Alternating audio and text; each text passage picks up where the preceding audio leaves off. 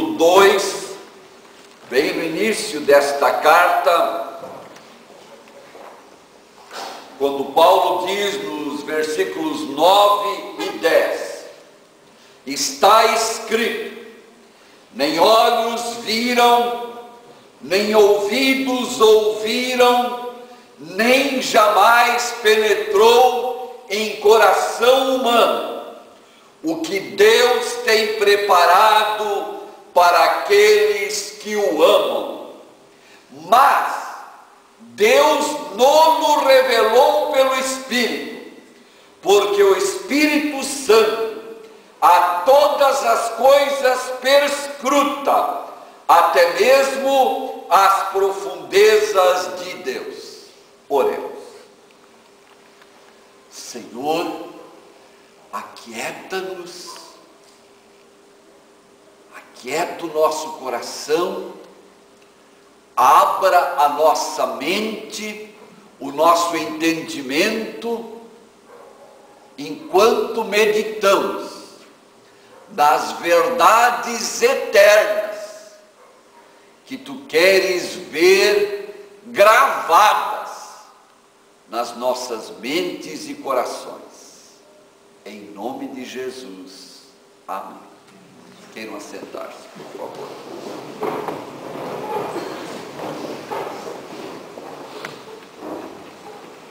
Nós temos a tendência de valorizar presentes que nós recebemos. E às vezes nós até fazemos uma catalogação em termos de importância, dizendo: este presente é maior do que aquele. E às vezes nós pensamos: qual será o presente maior que eu ainda receberei?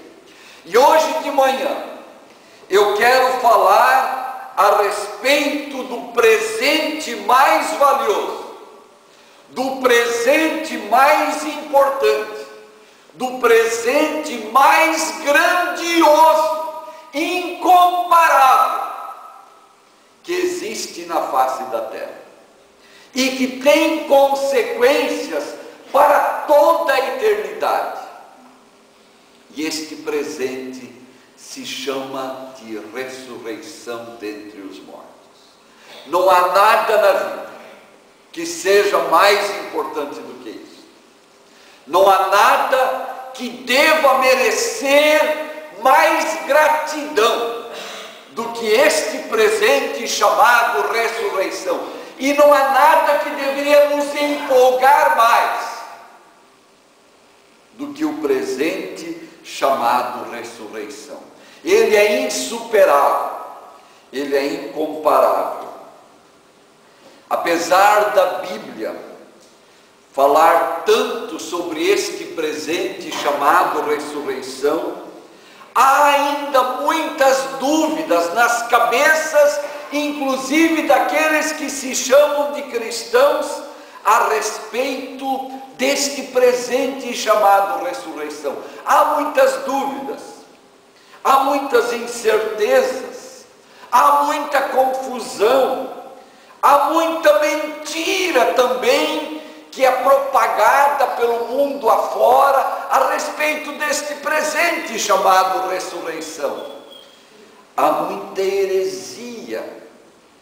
E domingo de Páscoa é um domingo ideal, adequado para falarmos sobre este presente chamado ressurreição, sobre este presente chamado eternidade. Pois nós nos alicerçamos exatamente sobre a ressurreição de Jesus. O texto que foi lembrado diante do altar diz que se a nossa vida se resume somente à dimensão biológica, se a nossa vida é só vista como o acúmulo de dias, meses e décadas que nós temos aqui nesta terra, então, consciente ou não, admitindo ou não nós somos os mais infelizes dos seres humanos. Se a nossa esperança se resume à existência física, somos os mais infelizes dos seres humanos, quer admitamos isto ou não.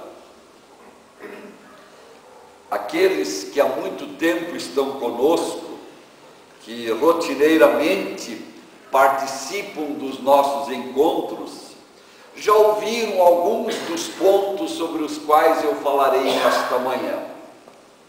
Mas isto, de maneira alguma, os dispensa da meditação a respeito desta temática. E aqueles que estão novos entre nós, nos últimos anos se agregaram a nós, a eles nós somos devedores a respeito destas verdades bíblicas diretamente relacionadas com a ressurreição, com a eternidade. Aliás, o velho e muito querido pastor Hughes, um dos pastores que mais conhece a realidade do Brasil e as comunidades cristãs do Brasil, ele sempre dizia que as verdades básicas da Bíblia devem ser constantemente repetidas, e a ressurreição é a verdade por excelência, é a pedra angular, é a pedra basilar, é a pedra mais importante sobre a qual nós construímos a nossa vida aqui neste mundo. O mundo novo que Deus está preparando para nós, ele é diferente do mundo atual. Ele é diferente do mundo atual, e é tão diferente que muitas vezes, ao falarmos deste mundo novo, nós não temos a compreensão e nem a capacidade imaginativa para entendê-lo. Mas no versículo 10 do nosso texto bíblico, diz que Deus, através do Espírito Santo, quer nos dar algumas pistas sobre a realidade da eternidade. Talvez tu nunca perdeste uma pessoa querida e amada.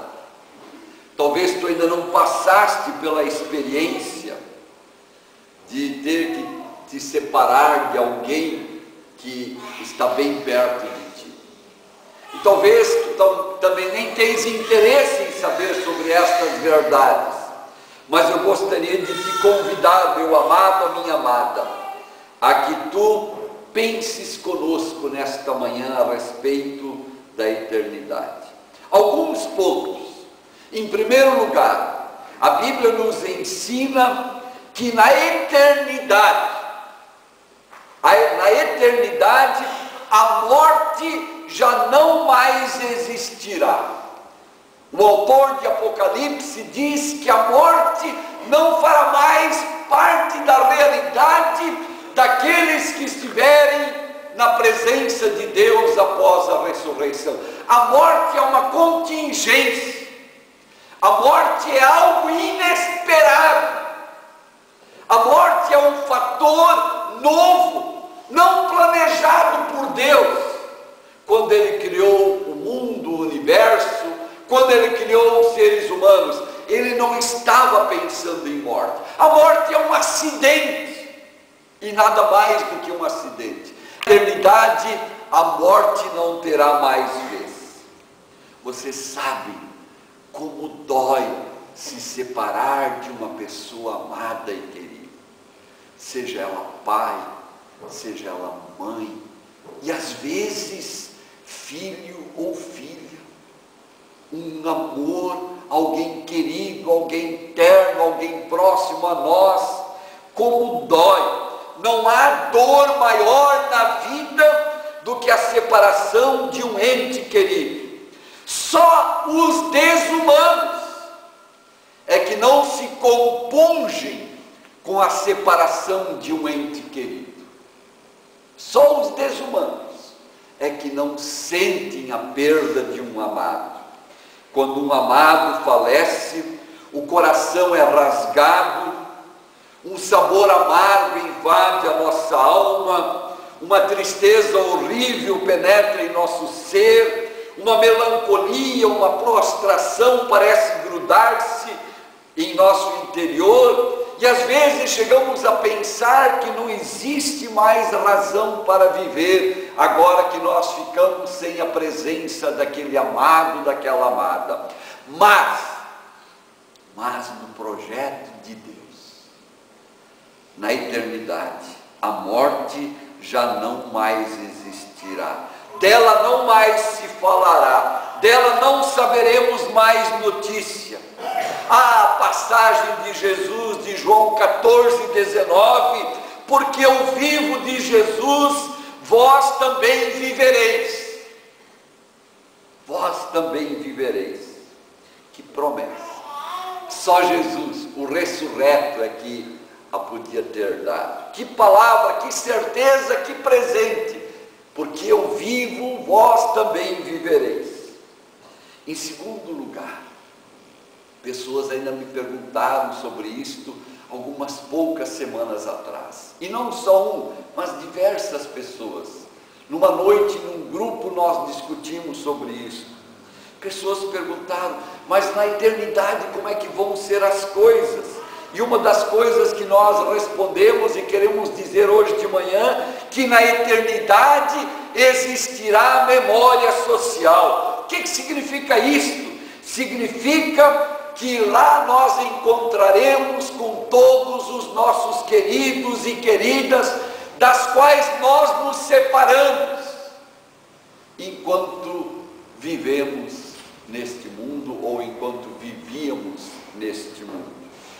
Pais de quem nós nos separamos, com eles nós nos encontraremos. Filhos, avós, gente querida e amada, aqueles que se deixaram marcar pelo crucificado e ressurreto, estes estarão conosco na eternidade.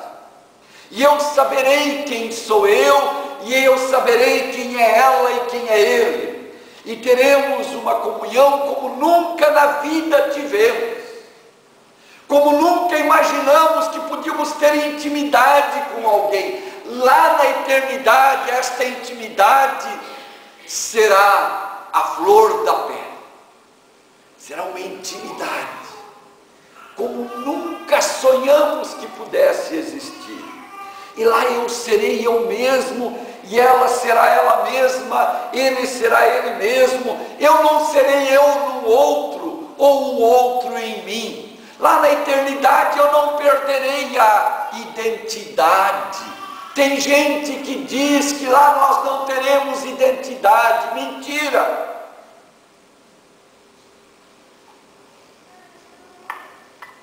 Na eternidade, nós continuaremos tendo personalidade. Na eternidade, nós continuaremos tendo individualidade. Não será uma massa sem nome e sem características, todo mundo com cara de ovo. Não, não! Nós seremos indivíduos com personalidade. E isto elimina toda a crença reencarnacionista que anula por completo a singularidade e a identidade do ser humano. O cristianismo diz que eu não sou eu dentro de um outro, dentro de um outro e dentro de um outro. O cristianismo diz: cada um é chamado pelo seu próprio nome, e o Senhor nos conhece na nossa individualidade.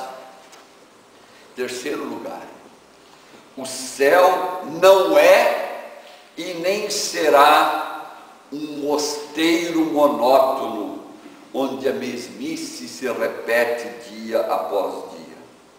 Pelo contrário, Jesus mesmo disse que Abraão, Isaque e Jacó, os grandes patriarcas que já tinham falecido antes de Jesus vir ao mundo, que eles estavam banqueteando-se uns com os outros.